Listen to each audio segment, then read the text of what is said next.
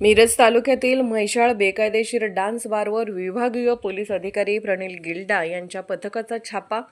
मिरज तालुक्यातील म्हैसाळ राही पॅलेस या आलिशान बारवर उपविभागीय पोलीस अधिकारी प्रणिल गिल्डा यांच्या पथकाने छापा टाकून या ठिकाणी बेकायदेशीर सुरू असलेल्या डान्स बार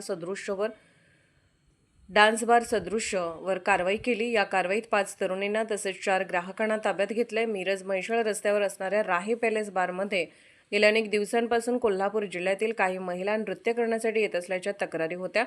सोमवारी रात्री 9 वाजता उपविभागीय पोलीस अधिकारी प्रणिल गिल्डा यांच्या पथकाने या ठिकाणी छापा टाकला असता या हॉटेलमध्ये छाप्यादरम्यान कोल्हापूर जिल्ह्यातील काही तरुणी बारमध्ये डान्स करताना आढळल्या.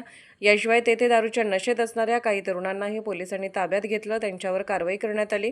जवळपास 2,06,000चा मुद्देमाल जप्त करण्यात आला. याबाबत मिरज ग्रामीण पोलिसात 5 तरुणी, 4 ग्राहक आणि हॉटेल मॅनेजर अशा 10 जणांवर गुन्हा दाखल करण्यात आला आहे. या ठिकाणी बेकायदेशीर डान्स बार सुरू असताना मिरज ग्रामीण पोलिसांनी याची काही माहिती नसल्याने मिरज ग्रामीण पोलिसांच्या कारभारावर आश्चर्य व्यक्त होत आहे. कारवाई उपविभागीय पोलीस अधिकारी यांच्या पथकाने केली. मात्र या कारवाई दरम्यान फायदा मात्र वेगळ्याच पथकाने करून घेतल्याची चर्चा मात्र शहरात जोरात सुरू होते.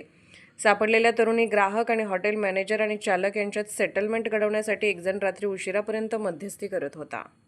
एसडीपीओ मिरज यांना जी माहिती मिळाली होती त्याच्यानुसार एका म्हैसाळमधल्या एका लॉजमध्ये डान्स बार सदृश्य दारू पिऊन नृत्यांगांना नाचणं आणि नाचणं असा प्रकार सुरू होता. त्याच्या अनुषंगाने रेड करण्यात आली आणि त्यात कारवाई करण्यात आलेली आहे. मला वाटतं 10 जणांवर बरोबर आणि गुन्हा दाखल करण्यात आलेला आहे. BNS आणि महाराष्ट्र पोलीस कायदा याच्या अन्वये गुन्हा दाखल करण्यात आलेला आहे. या अनुषंगाने अशा काही गोष्टी जर चालू असतील तर स्थानिक पोलिसांतर्फे आणि SDPO ऑफिसतर्फे तसंच आमच्या NCB तर्फेही कारवाई करण्यात येते.